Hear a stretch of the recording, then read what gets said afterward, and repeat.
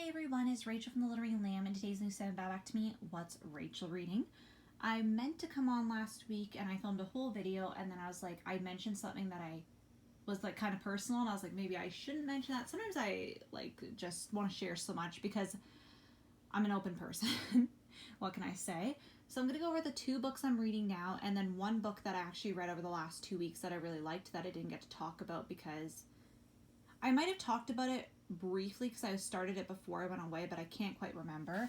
I finished it about a little less than a week ago, and that is I Know This Much Is True by Wally Lamb. And if that title sounds familiar, it is an HBO limited series. It was the one where Mark Ruffalo played twins. I didn't know which HBO series it was. Then I looked it up, realized it was the one with Mark Ruffalo. I'd heard about it before, didn't connect it to this book. I haven't watched it. As you guys know, if you've been long-standing viewers of this channel, I am very bad with book to movie or book to movie or book to TV show adaptations. So I'm going to wait a while to watch it, and I think just the emotions, I just want to distance myself a bit before I get into it. And I have quite a few shows on the go, so I need to parse it down. But yeah, this is a chunker of a book. It's almost 900 pages. It is definitely worth it. It's such a good book. I actually just bought another one of his books. I got it for a really good deal, and I was like, I want to read more of this author's work. It was about 2 twins, and they're identical twins, and one of them is schizophrenic, and he one day harms himself. There is a lot of triggers for this book because of the self-harm and even mental illness. I know sometimes discussing that can be a trigger for people, but it's about like a relationship between him and his brother. So his brother is like kind of like his keeper, his caretaker a bit, and just naturally because they're brothers, but also because, like, you know, he's his family, and you get kind of interwoven stories. Like, there's a lot of vignettes, so if you like stories that are vignettes and character studies, and the plot does progress because there is stuff that happens, but if you kind of like that style, I recommend this. So that's my kind of mini review. So I finished that a few days ago. I read The Maidens. I'm forgetting who that's by. He wrote The Silent Patient, Alex something. That was okay. That's why I didn't bring in this video, because I was like, the ending was really good, I found, but I don't know if it was just wrong time. I just bought that because me and my friends, when we were on the trip, we went to a Chapters, and I picked that one up. So I want to read that soon because, you know, I just bought it. So then the book I'm reading right now is 7 Days in June by Tia Williams, and this is the cover. I remember I saw this because I follow the Reese's Book Club Instagram page. This cover is so stunning, and then that made me be like, really want to check this one out. I actually pre-ordered her second book that comes out in September, so I'm really happy because I'm really loving this. So I'm happy I made that executive decision before I read this. Just the description sounds so good. I'm on page 109, and I'm going to try to read, I think, a little bit more tonight, maybe a chapter more. It is getting later, and I have quite a few things I have to get done, because I always leave everything till the end of night, all my routines apparently, because I love rushing through everything. But yeah, I'm really enjoying that. I just started that yesterday. Yeah. Anywho, then I'm also reading Yoke, My Yoga Self-Acceptance by Jessamyn Stanley. I hope I'm pronouncing her name properly. I am on page... Once I start this chapter, I'm going to be on page 96. I'm on the chapter Cultural Appropriation is More American Than Apple Pie. So I'm a good chunk through this book, and I'm really enjoying it. I read about, you know, an essay every day or two. Sometimes I read a bit more. Some days I read a little less. But I'm enjoying her perspective because I haven't talked about this much on my channel, but I started a yoga practice this year. And I've been going for, I think, 174 days in a row. I've done it, even if it's just bed yoga, which is... There's a lot of videos on YouTube where you can just do these certain poses from bed so you don't have to roll out your mat. Because some days I'm not 100%, or I'm just very tired and I've just had a busy day. Or I'm rolling out my mat, and it's just, I found it's very, very therapeutic to me. I really love it. Like, I'm so happy I started. Like, some days I'm not very happy doing my practice because I don't want to be doing it, because it's just like, I'm tired. I'm like, I don't want to keep doing this every day. You know, that kind of thing. But then, like, I always feel so much better after I finish, and like usually during the later end if I have those days, but most days I'm excited to do it.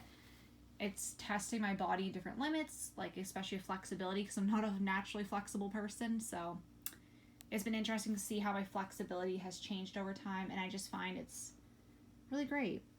And this book kind of helps dispel some of the myths about yoga and just talks about it in a real way. Like, I just want more books. If you guys know really good, like, yoga books, I haven't read her first book, but if you know, like, yoga books that aren't just necessarily about, like, oh, here's some poses, it talks about, like, the practice and what it means to the person, like, memoir type, let me know.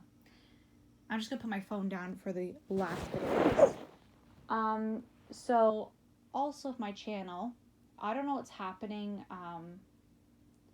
work-wise in the fall, like with the schools and stuff, so I'm still waiting to hear about that. But I only have one class this fall, and it's like, yeah, I'm only taking one class this fall because it's my one where I'm working my portfolio. I've been working on it all summer. I've mentioned a little bit, like doing research and stuff like that. So that's been kind of like my summer job because I didn't take any classes in July or August, and obviously being a substitute teacher, there's no school in the summer, so that's been basically what I've been working on all summer, and I'm doing that class. So I think with only having one class, even though it's going to be more work, like, it's not going to be like just easy because it's one class, it's going to be heavy because I want to get a lot of it done because I want to graduate by next August. And like the portfolio, like I'm kind of getting to the stage where soon I'm going to be starting to write my proposal. And the proposal is like a 40 page proposal. Like, it's meaty. I did not know it was going to be that big. I was like, 10 pages? And then my advisor's like, usually 30 to 40. And I'm like, eh. But a lot of the proposal goes into the final project, so it's not for nothing. But I'm thinking of maybe coming back with a video, maybe trying to do one a month to get myself started. A lot of the problem is with my health condition and all my health stuff that I've recently learned about, because I'm still learning about it, I have to prioritize rest and relaxation. And when I'm working, going to school, it's hard doing that. But I still want to make YouTube videos because I find I really like that creative outlet. So it's kind of just figuring out how I'm going to balance everything. And I think it's hard in a society that pushes you to be so productive and have a side hustle and do everything to slow down. And I'm trying to slow myself down where I can, because if I push myself too hard, that's actually detrimental. It's been kind of a struggle.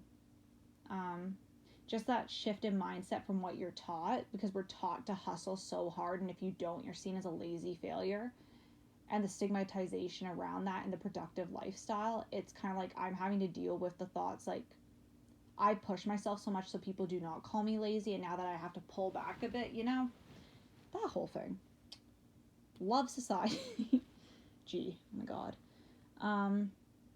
But yeah, so I'm going to make sure I'm doing the right thing for me when it comes to my health, even if I have the pull to do it, but I still am going to do these videos because I absolutely love talking to you guys, connecting, sharing with you what's going on and what I'm reading. But yeah, that's kind of the big thing. Loving doing my portfolio, even though some days I'm like, I don't want to see you, we're having a breakup.